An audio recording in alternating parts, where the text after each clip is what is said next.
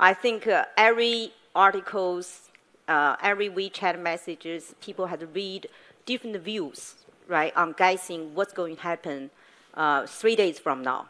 So I don't think I'm intelligent enough to focus accurately, but I have read a lot of people's views from different angles. I think everybody hope the two leaders will reach some kind of agreement because it will good for the world economy, particularly very positive for China and the US.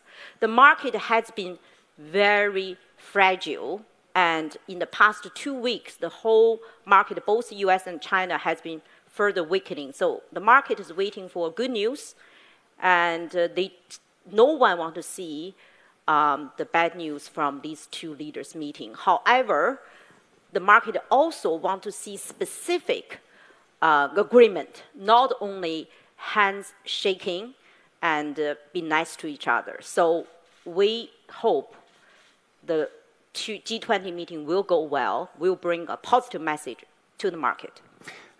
And yet that's the challenge, isn't it, on the specifics, because at the moment, whilst President Trump may have a shopping list from his 301 section investigation of areas where he needs to see concession, that doesn't match the Premier's idea, President Xi's idea of how he wants to develop the Chinese economy. So if we dig deeper, it's actually almost impossible, isn't it, for them to have an agreement that works for both parties?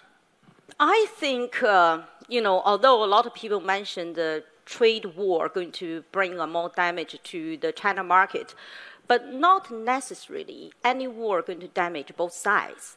Just as I mentioned before, in the past 2 weeks, U.S. market has turned to very soft.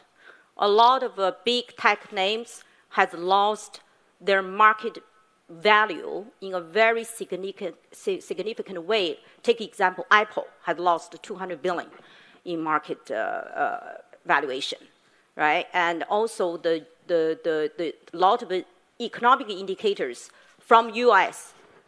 demonstrated the potential softening for the upcoming year.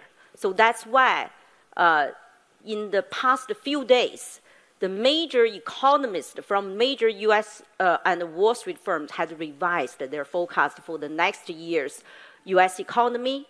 So I hope, the U.S. government also realized the trade war more or less also going to impact the U.S. economy, not only China's economy. So if both sides realize in this angle, I think it may be help for the future negotiation.